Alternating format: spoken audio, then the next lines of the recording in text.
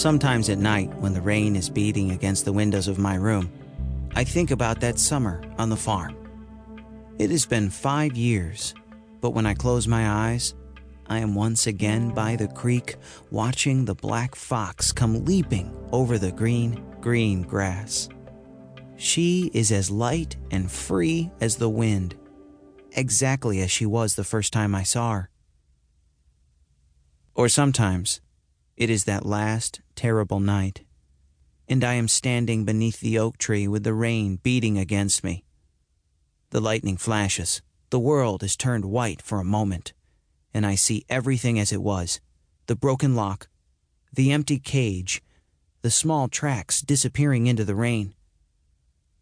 Then it seems to me that I can hear, as plainly as I heard it that August night, above the rain, beyond the years, the high, clear bark of the midnight fox. To begin with, I did not want to go to the farm. I was perfectly happy at home. I remember I was sitting at the desk in my room, and I had a brand new $1.98 Cessna 180 model. I was just taking off the cellophane when my mom came in. I was feeling good because I had the model and all evening to work on it. And then my mom told me in an excited way that I was going to Aunt Millie's farm for 2 whole months. I felt terrible. "I don't want to go to any farm for 2 months," I said. "But Tommy, why not?" "Because I just don't want to." "Maybe you don't now," my mom said, "but after you think about it for a bit, you will. It's just that I've taken you by surprise. I probably shouldn't have come bursting in like, 'I will never want to go.'" She looked at me with a puzzled shrug. "I thought you would be so pleased." "Well, I'm not." "What's wrong?" "There's nothing wrong. I would just hate to stay on a farm, that's all." "How do you know? You can't even remember Aunt Millie's farm. You don't know whether you'd like it now or not." "I know. I knew I wasn't going to like camp, and I didn't. I knew I wasn't going to like figs, and I don't. I knew I wasn't—" "The trouble with you, Tommy, is that you don't try to like new things.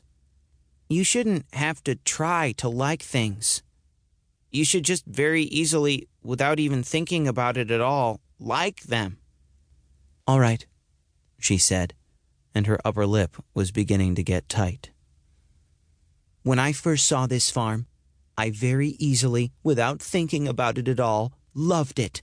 It is the prettiest farm I ever saw. It's in the hills, and there are great big apple trees to climb, and there are cows and horses and—" "Animals hate me."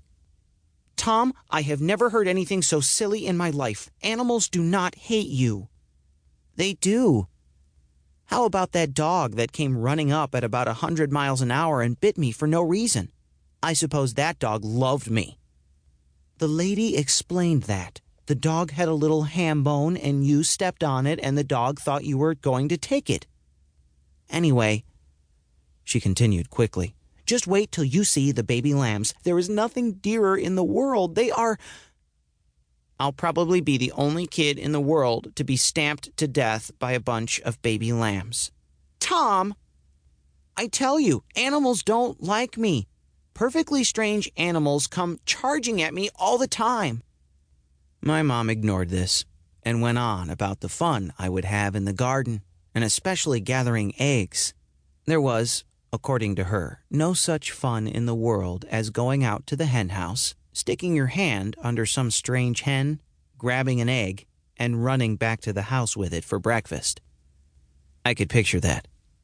I would be running to the house with my egg, having all this fun, and then there would be a noise like a freight train behind me, a terrible noise, growing louder and louder, and I would look around and there would come about 200 chickens running me down. Shroom!